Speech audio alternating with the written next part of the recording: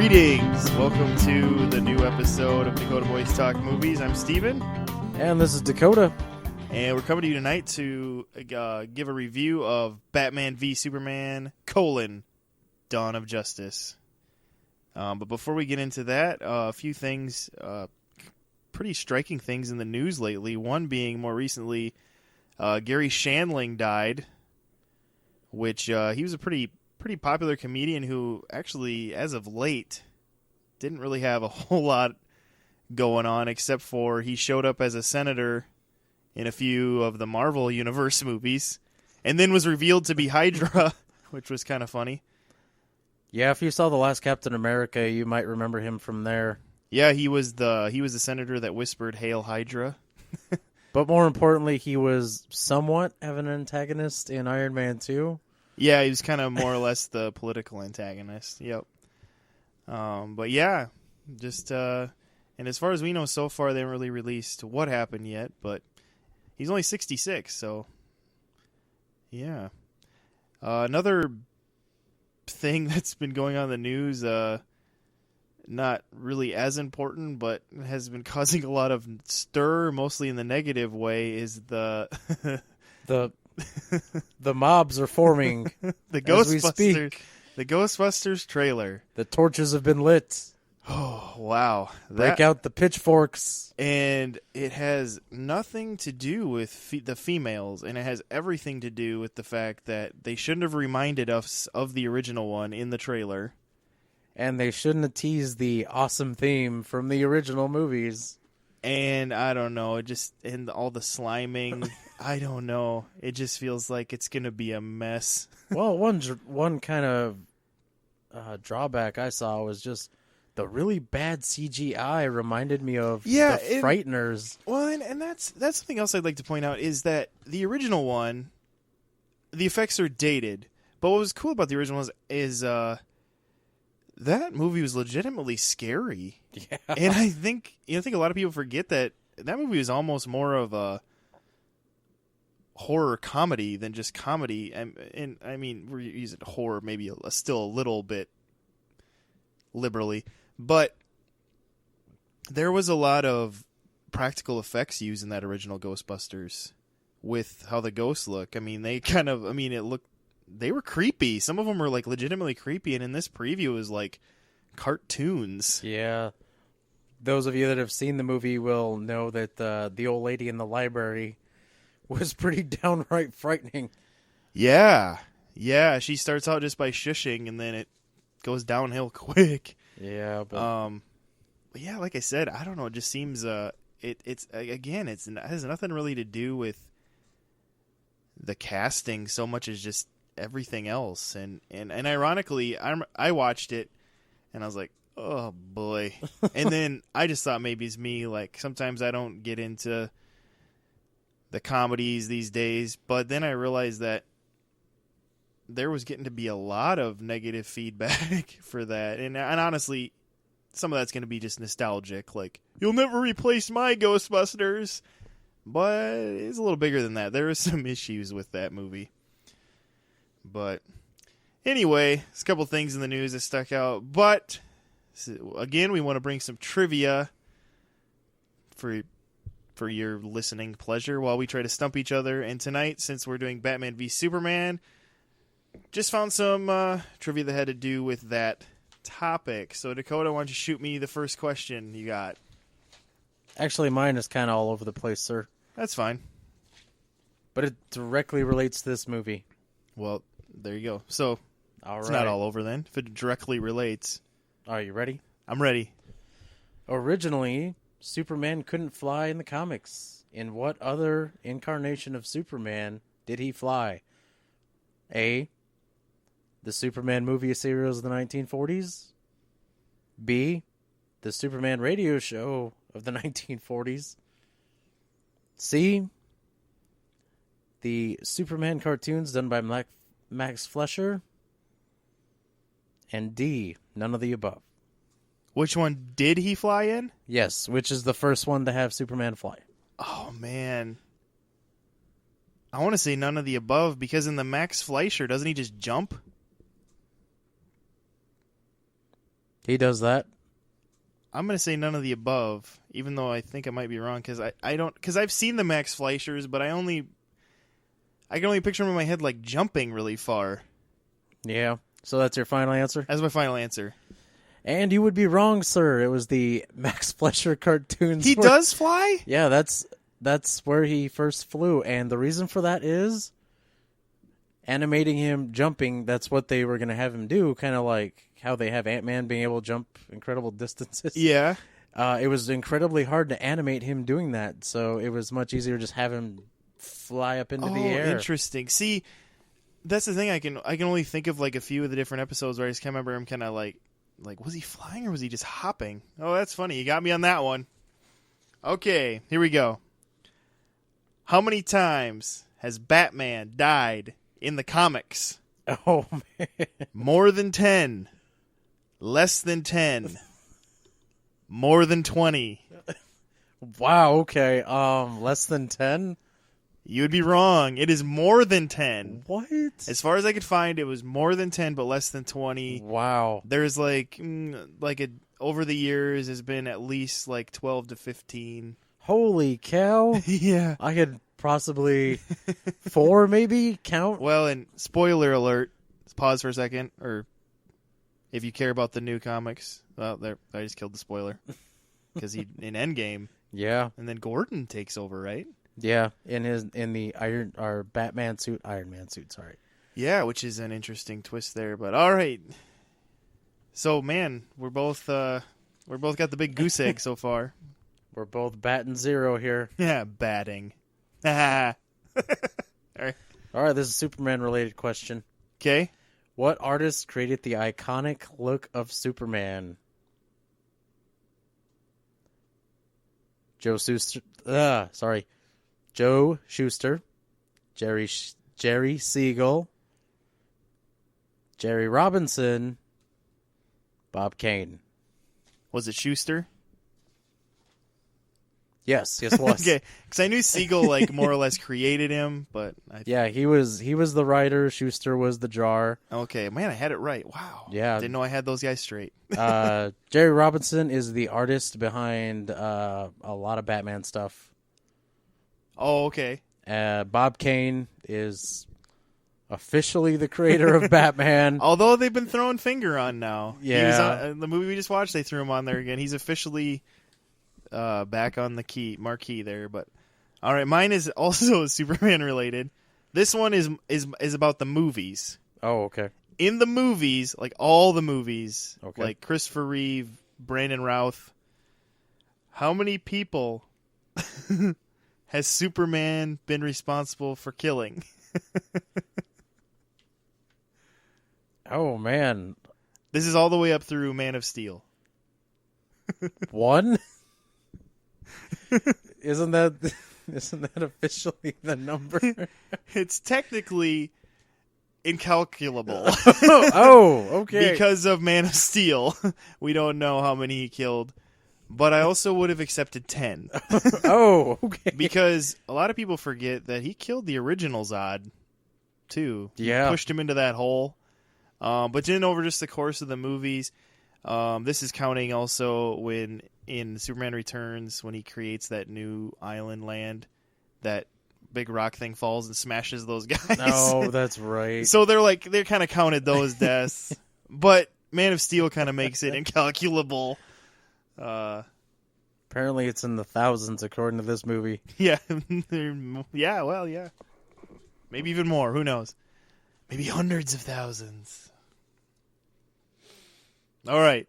Let's get another one here for me. All right. Another Superman one. Okay. Superman has taken on a variety of different opponents over the years. Okay. Which of these people / fictional characters has Superman not fought? Not fought. Okay. A, the alien from Alien. B, Adolf Hitler. C, the Hulk. And D, Dracula. Hulk as in the Hulk from Marvel Comics. Right. What was the first one? The alien from Alien. Yeah, that one. The alien from Aliens, the Xenomorph, is my final answer. That is wrong, sir. Is it the Hulk? No, he has fought the Hulk as well. Who did? Who? He has not taken on Dracula. Batman has the distinction of taking on Dracula. See, that's the thing. I knew there was a Dracula. That was Batman? Okay. You got me on that one. And he was seen in various comics in the 40s punching Hitler's lights out. So. Yeah, and I knew that. That's why that was good propaganda. Originally, I wanted to go with the Predator, but I don't know. Because he's fought the Predator too. Oh, really? Along with Muhammad Ali. He's pretty much taken on everyone at this point, except for Jesus. They gotta think of new people for him to take on. But all right, here's another Superman one for you. Which of the following powers for any era Superman is the fake one? So which power has he never had over all the years? Okay. Super mathematics, super eating, super intuition. Oh, man. Super mathematics? He's had that. Oh, what? Yep, he's had that. So you were wrong. It is super intuition. He's had things like telekinesis and things like that, but never intuition. Man. But I found it. There's a comic, like I think the front of the comic is even him just like with a pile of hamburgers in front of him, and he's just downing them. They just did so many crazy things over the years with superheroes. Was that in the Silver Age by chance? I think it was actually. Oh man, they got crazy back then. Oh man. All right, you ready for another one? I am. Maybe. What actor turned down the role of Superman because he was afraid of the Superman curse? Superman curse, huh? And I have some options here. A, David Boreanaz from Bones fame. B, Jim Caviezel. C, Paul Walker. D, Josh Hartnett.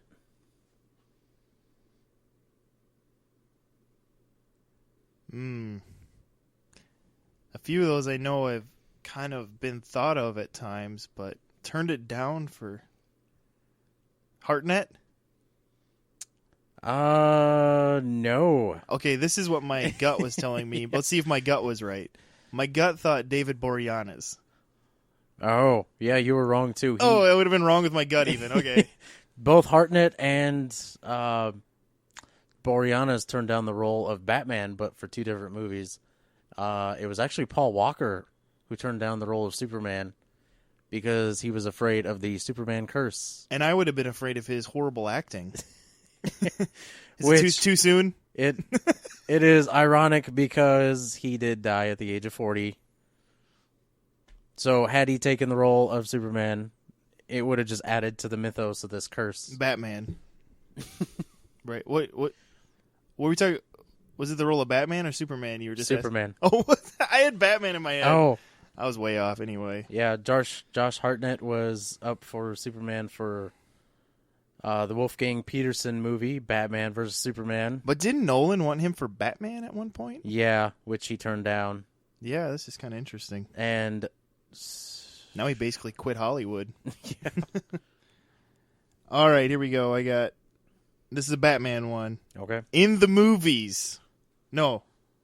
Never mind. Wrong one. I was reading one I already did. Okay. This isn't the movies. This is just Batman lore.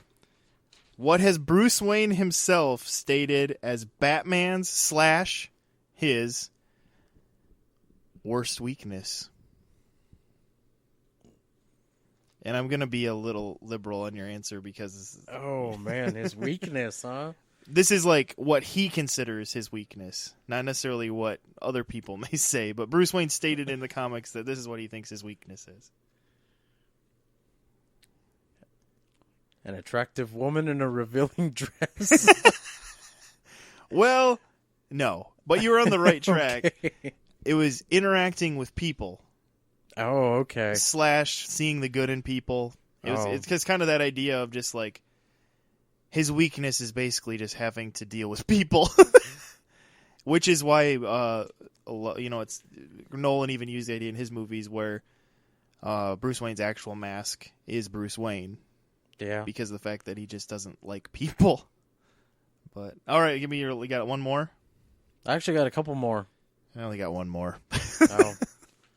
This one is actually a Wonder Woman related question. Oh, that's what I got too. I got a Wonder Woman one too. Oh, okay. Should I skip that one? No, that's fine. we could just end on Wonder Woman ones. During the 1990s, producer Joel Silver continually tried to get a Wonder Woman movie made. It's probably good that didn't happen. Who was his first choice to play the title character? Sandra Bullock, Selma Hayek, Jennifer Love Hewitt, or Courtney Cox?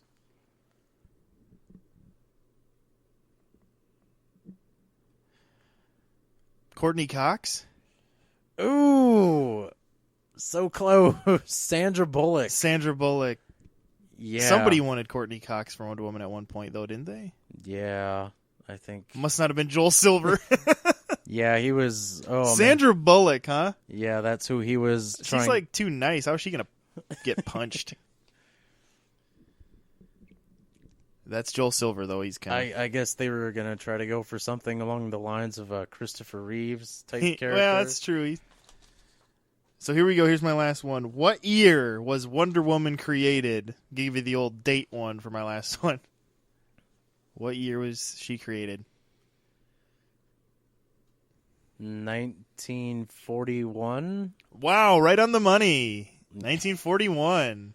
Probably why they dressed her in red, white, and blue, huh? Yeah. Since it was the beginning of the war. For America to be involved in the war. In case any of you Europeans are listening, I understand that the war was already going on before America got involved. So, yes, 1941. All right. So, yeah, so there was our trivia for tonight. Hopefully you learned something. Something that may one day win you something awesome on Jeopardy or Who Wants to Be a Millionaire, if that's still on. But I think with that, we'll go into our review now of Batman v Superman: Dawn of Justice. Today is a day for truth.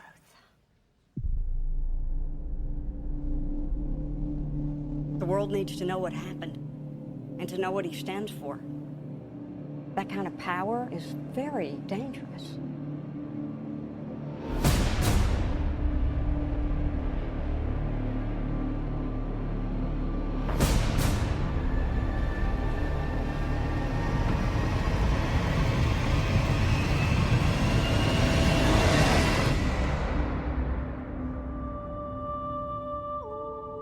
Let the record show that this committee holds him responsible.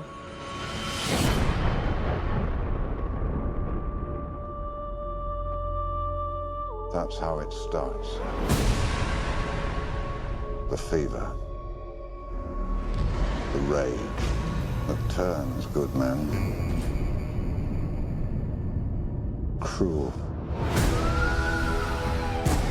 This Bat vigilante is like a one-man reign of terror. You don't get to decide what the right thing is. Nobody cares about Clark Kent taking on the Batman. This means something. It's all some people have. It's all that gives them hope. People hate what they don't understand. Be their hero, Clark. Be their angel. Be their monument. Be anything they need you to be. Or be none of it. You don't owe this world a thing. You never did. You know, I still don't know why they didn't just use the verses instead of the V. I actually found that out. Would you like to know why? Or would Sure. you like to keep it a mystery? It had to do with just in tradition when you'd have or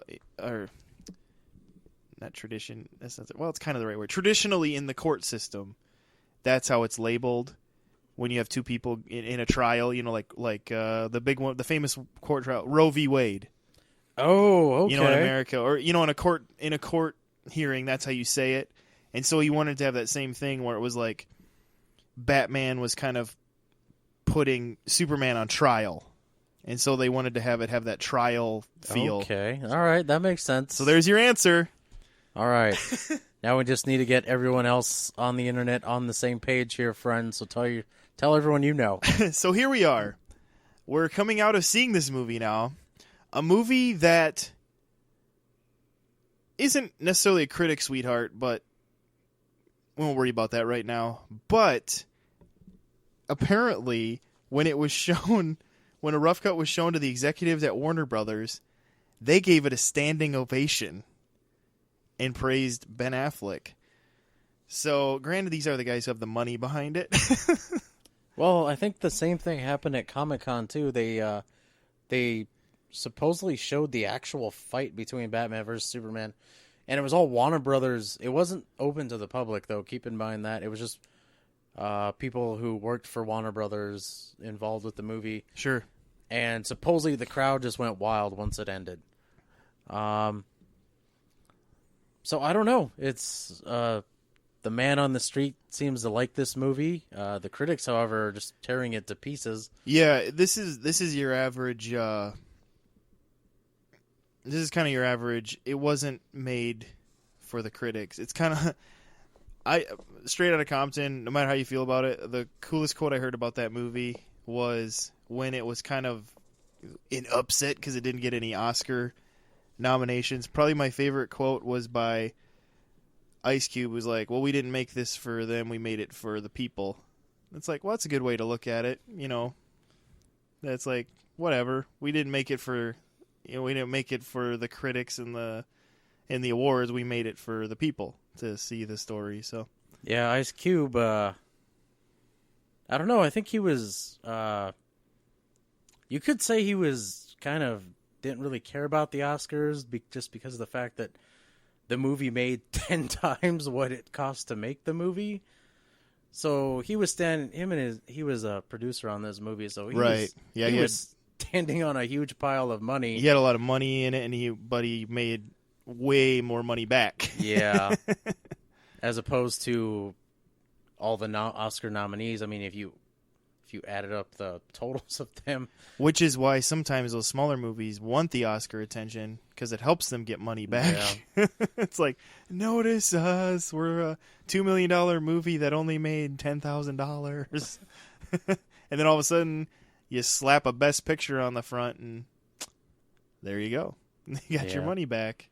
But back on subject here, this movie was more or less made for the fans, kind of. Yeah, well, this movie isn't going for awards, but was it everything that we still hoped it would be?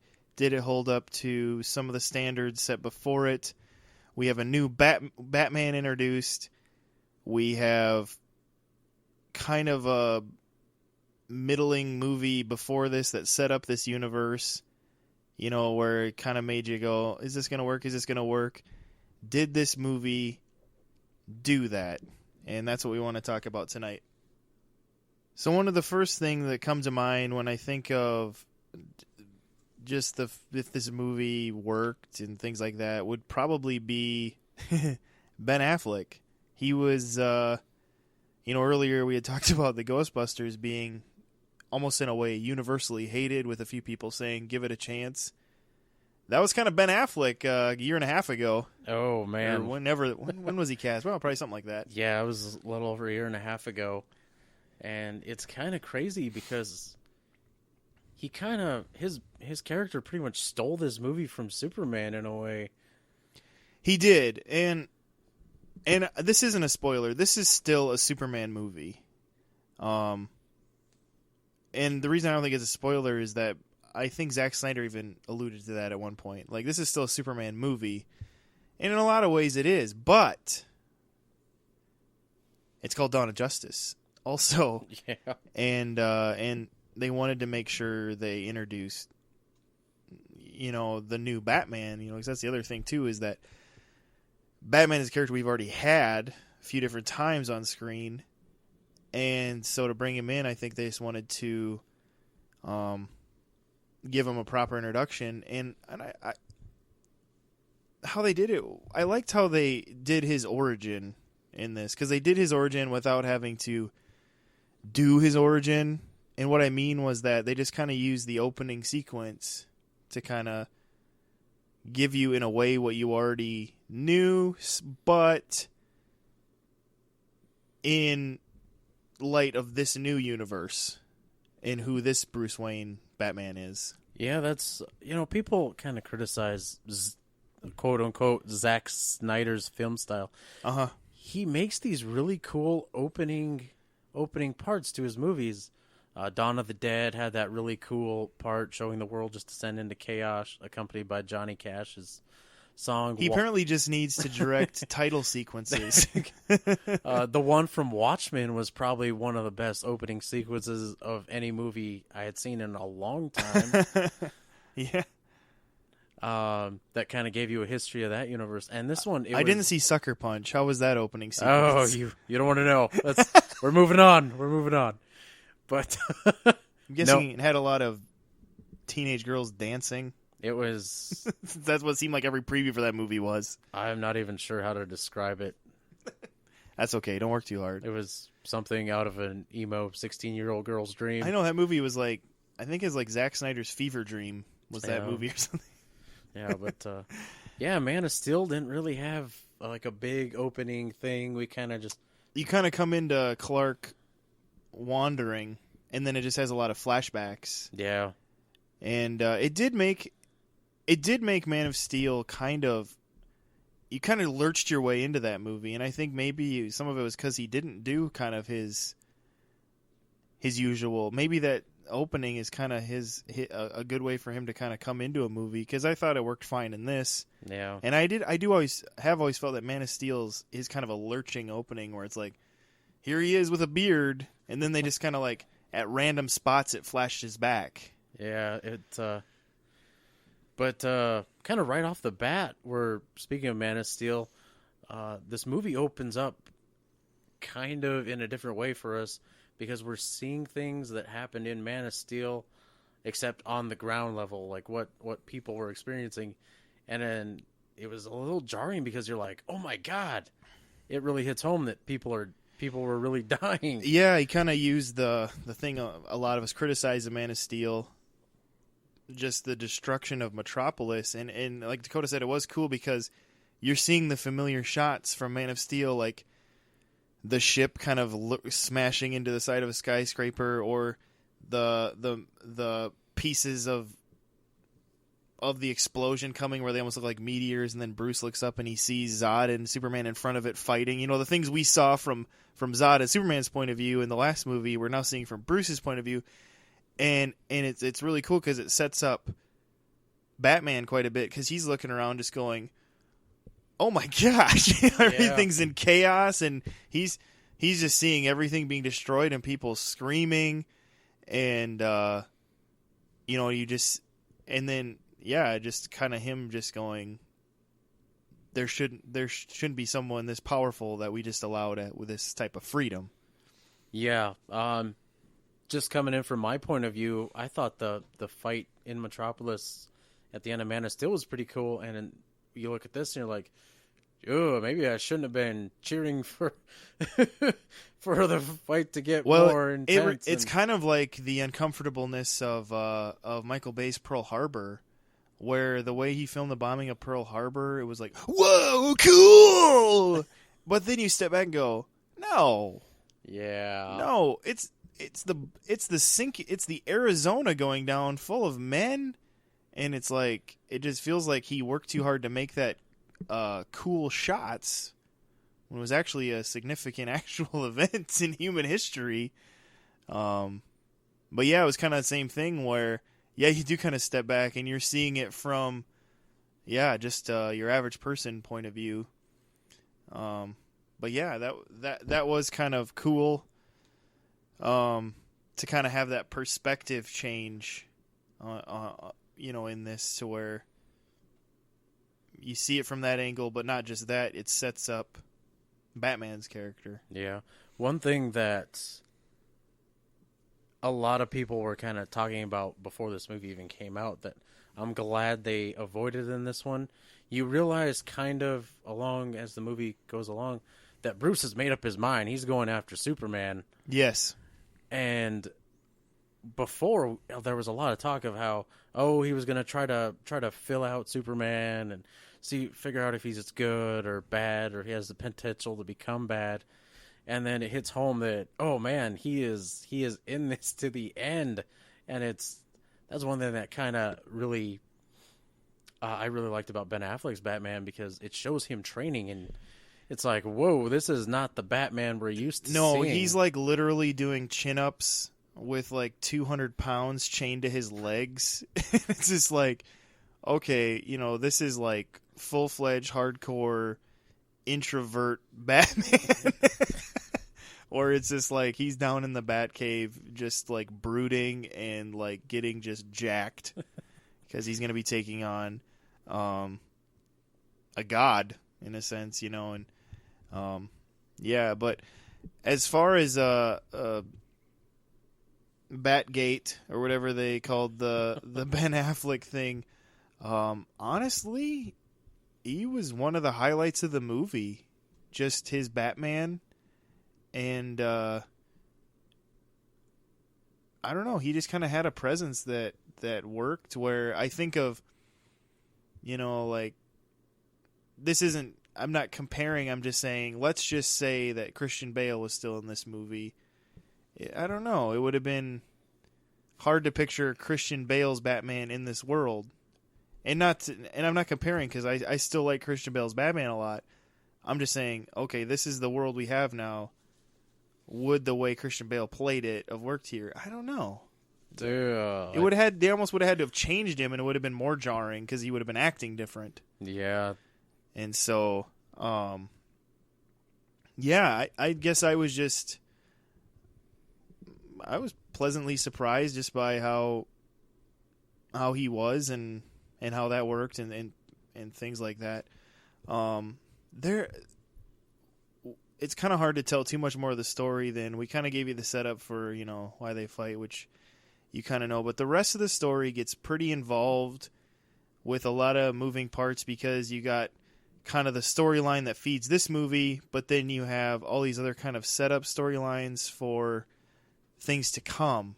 So there's kind of a lot of things going on. So I think what we should probably rather talk about here is, do you think that Zack Snyder kept all those pieces in? How was his juggling? Did you think that worked? Oh man. Well, before I say anything, I'm gonna be honest here. This is a big movie, and when I mean big, I mean it's long. Yes, and there's a lot of stuff going on. It's like 151 minutes. Yeah. So don't drink too much before you go see this movie. Which we did. We drank like a huge cup the whole movie. Yeah. I was trying to hold out as long as I could, but eventually I had to run to the bathroom. Well, with that being said, yeah, Zack Snyder, we do see some of the other heroes that are going to be showing up in the Justice League movie, but I thought that the time that they spent on them was like so minuscule, it didn't really count. Yeah.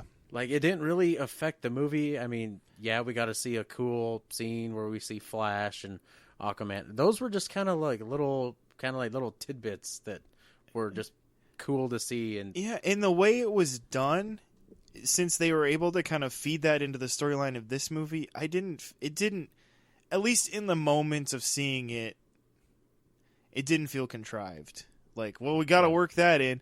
Because some of you, maybe even all of you, know what I mean. Where sometimes it's like there's all of a sudden something in the movie that doesn't fit, and it's just kind of like thrown in because they want it to be there. But everything pretty much everything I can think of right at the top of my head that's in this movie that kind of has that's going to be that is basically alluding to something more, kind of flowed.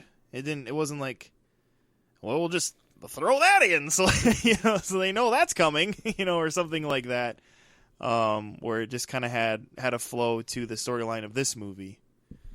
Yeah, one thing that I kind of wish is that I wish I could have seen the quote-unquote R-rated version of this movie that we won't get to see till it comes out on Blu-ray, because they cut out so much of this movie. And I have a feeling it was more just things with Batman. And I like how they did this Batman. It does kind of make you wonder if that's what it is. Yeah, his batarangs are pretty much like ninja stars in this movie, and it may sound kind of cool till you actually see it, and then you realize he is like seriously hurting people in this movie. Yeah, that's true. But at the same time, one thing that I thought just blew my mind, this isn't Michael Keaton's Batman in that he's completely limited in his movement. He was taking on like 3-4 guys at one point in time in this movie, and it didn't seem could turn his head.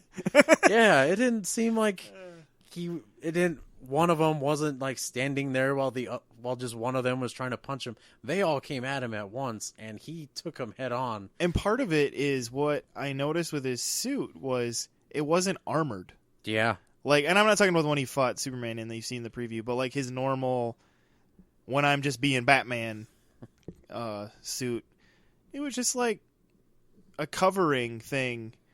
And it was like, no, that's not, it's almost like Batman's way of saying, I'll take care of myself. Yeah. Like I don't need all that extra covering. And they made a Batman that you believe he can take care of himself, but at the same time, like if something hurts, you see him hurt.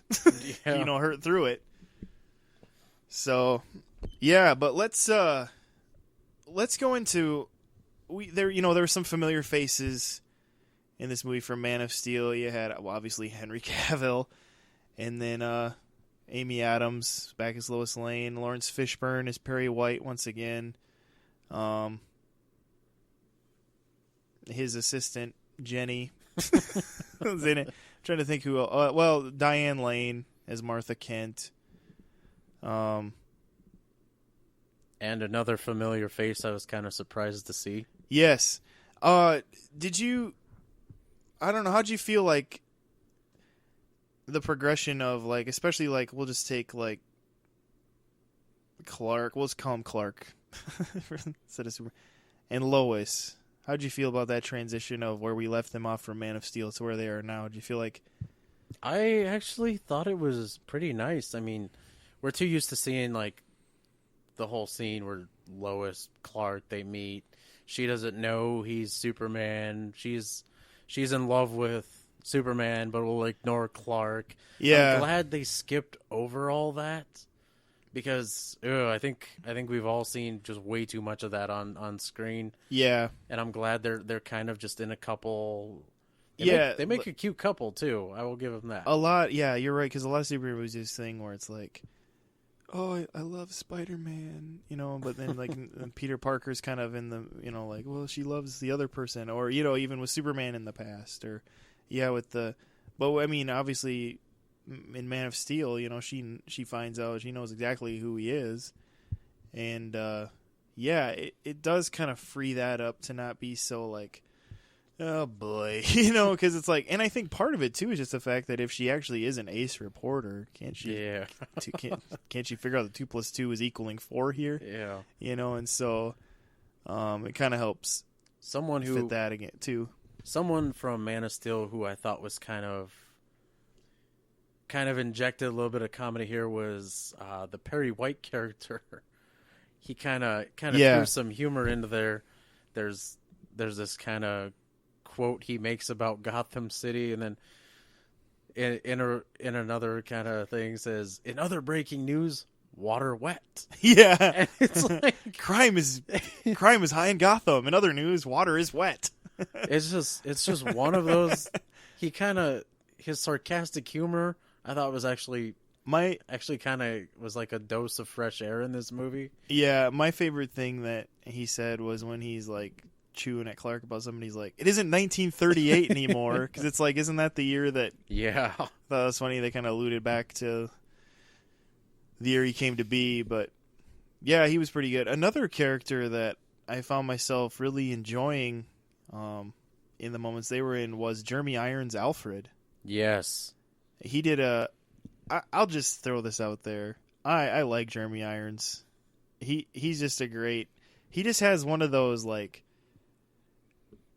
I think part of it is just that some of those theatrically trained people who transition well into movies, he's one of those who did that, and so he just kind of has that presence, and then he has that trademark voice of his. And so just kind of having, like his presence there is. And the other thing I loved about Alfred was that we're kind of past that overly serious mentor Alfred, and it's like this Alfred was like a colleague to Bruce. Like he worked with him, in some ways was an equal, but you still felt that like kind of older, wiser person at moments when he's like, and I think part of the reason like maybe he didn't seem so much was that we have an older Bruce Wayne here. Yeah. Where it's like these two have now been doing the Batman thing for 20 years, more or less. And so it's like they're kind of like an old married couple, maybe in a way, where it's like, they kind of are coming back in the Batcave. He's like, well, it's not the voice changer's fault, and like they just kind of immediately break into a conversation, like, with what they're doing. And so, yeah, I just found that kind of a good fit. I do hope that Alfred does get utilized a little more in the future than kind of where he had to be in this movie. But yeah, for this movie, he had to be where he was and kind of things like that. But yeah, I do. Is it still up in the air? Are they actually going to do a Ben Affleck line of Batman movies? Or no, the latest that I just heard was that it's happening. Oh, and good. I think like Jeff Johns is going to work on the script with him. Wow. Which that was another thing. David S. Goyer, as far as I know, this is like the last one he's kind of going to be involved with writing. I'm actually kind of glad to hear that a little bit. Yeah, like for those you don't know, he's kind of been one of the story / screenwriters for the Batman movies since Batman Begins. Yeah, and he was actually supposed to he wrote a bunch of scripts that never, for comic book movies with the DC Comics people, that never got made. There was Supermax, where Green Arrow was supposed to be thrown in this maximum security prison with all these villains. Yeah. He was supposed to have done the Flash movie with Ryan Reynolds.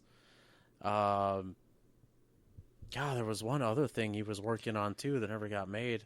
And the other thing that he kind of spearheaded on the Marvel side was the Blade trilogy. Oh, yeah. He wrote... To the point where he directed the last one, even. So, which, yeah, I think we'll just leave it at that. But, yeah, and so, again, there was just like, you had a lot of things going on, and you got a lot of new characters introduced. But I don't know. I was pretty impressed with the fact that everyone seemed to have a moment, or more than a moment, depending on who they were, and that it all, for the most part, mostly had a natural kind of flow to it. Yeah, I know one actor who's taking a lot of heat right now for this movie is Lex Luthor himself. We all thought Jesse Eisenberg was going to be playing pretty much Mark Zuckerberg again, except, to be fair, more hateful and to be fair, a little bit with a lot more money.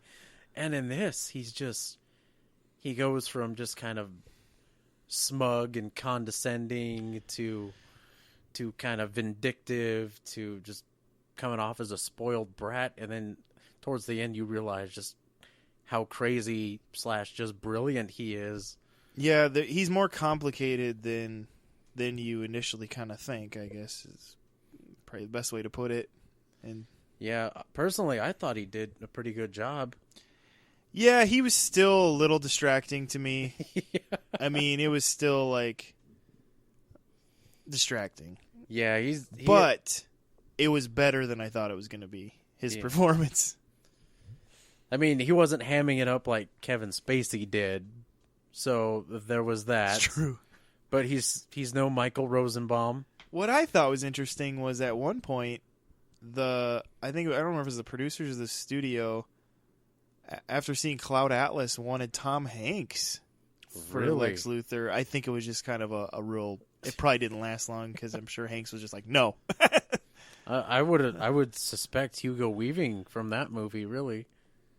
Well, I see. I never saw Cloud Atlas, but for some Oh. reason, must have been something in that movie where it just struck them. Did he play kind of an eccentric in that, or nutty? He kind of played a lot eccentric? of characters. That's true. There wasn't everybody in that movie. Practically 5 people. Yeah, he did a pretty interesting British accent. Interesting as in not very good, or No, it was enjoyable. Yeah, he was in one scene. I don't know why they decided to do this.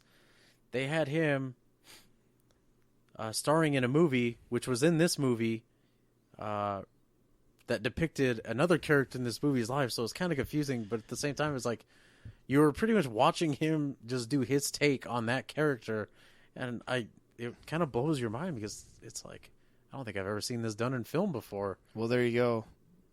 But speaking of a movie that was a mess, seemed like Cloud Atlas gets a lot of flack for being a mess, but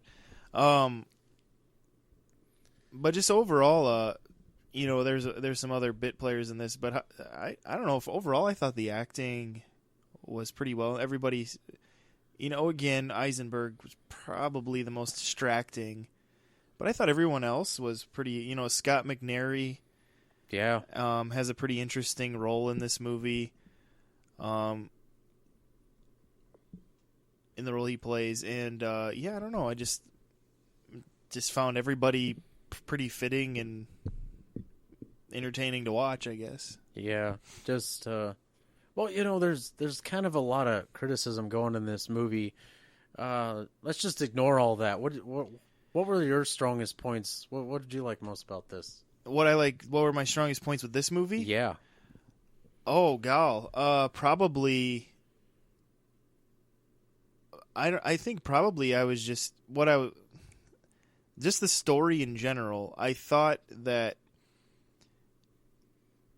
I wasn't sure how they were going to do this story for this. It felt like it was going to have to, that second trailer really just threw me for a loop, and it felt like it was going to be such a simplistic story that how is this going to work? And then Eisenberg, being in, but when I went to this movie and I saw that this story was bigger than I thought, there was more scope to it, and that the setup that I was also worried about actually worked within this. I thought that ended up being one of the more enjoyable things about it was just the fact that it had a really I don't know, I really cared about what was going on. Yeah. And so that ended up making it probably the strongest thing in this movie. That and just the fact that it visually looked sweet. Yeah. This movie looked great. And I honestly didn't expect that either. Because even though he's a visual filmmaker, I don't like how bleak his movies always work. But I felt like one thing he kind of pinched in a little bit more color in this one.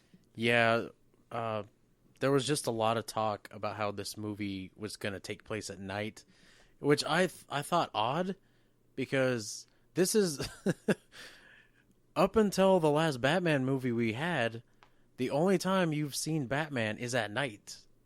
So that's something to keep in mind, people. So he is a night. He's a bat. Yeah, so just kind of keep that in mind.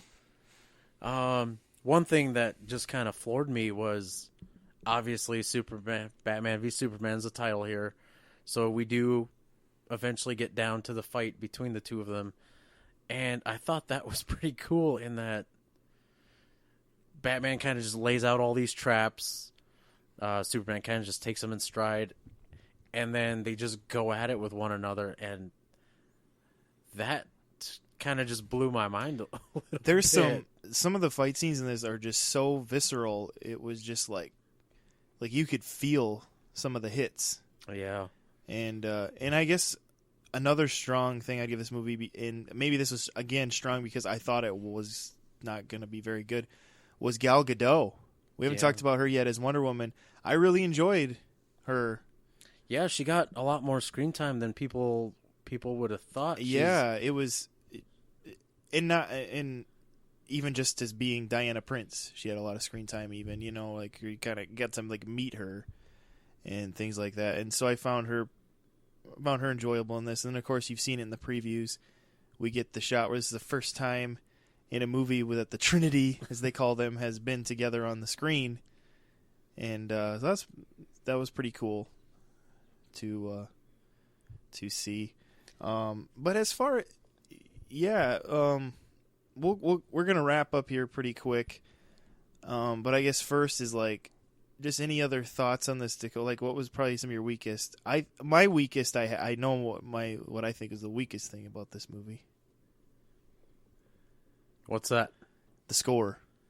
Oh yeah. Didn't really care for the music. Yeah. The score wasn't very good. This wasn't Hans Zimmer's finest hour. I don't even think there was really any original score in this. I think they just reused things from Man of Steel. Didn't they made it. No. Hans Zimmer made a big deal about working on this movie. Brought in Junkie XL because he didn't want to take it on himself. Oh, okay. And I really felt like because the two thing. Well, I didn't like the Lex Luthor theme. Oh yeah, and Wonder Woman's I actually didn't mind. I thought her theme was kind of cool. But since he refused to introduce Batman's theme in this, you were kind of left with the rest being kind of a recycled Man of Steel. But in this, and so it was like, I don't know, and it was just kind of like, I don't know. Yeah, it's almost like it might as well not even been there or something. I don't know. It was just kind of weird. They should have just recycled the music from the Dark Knight. Yeah, there you go. Maybe something like that. So yeah, it's. Yeah. Did you have any weakest? God, off the top of my head, I don't know. I guess the runtime was a little distracting. That's true. It was a I- little long. I think this might be one of those movies that I might enjoy better at home. Sure. I understand that. Which is where I'm going to be seeing a majority of this movie after this. That's where, if you like a movie, a majority of the time you see a movie is at home. Yeah, but I don't know. Doomsday kind of looking like the cave troll from Lord of the Rings was a little distracting. To be fair, the visual effects are done by Weta Digital. Yeah. Which did Lord of the Rings. No, I was kidding. Yeah. I will say that he does transition out of cave troll, I guess. Yeah. Yeah. But that's true. Like the visual effects for Doomsday weren't as good as some of the other things in the movie. yeah. He felt a little more cartoony than some of the other things. But I think now we'll just like go into just rating on the letter scale. Like, what would you give this? I'm going to go B+. B+, okay. Yeah.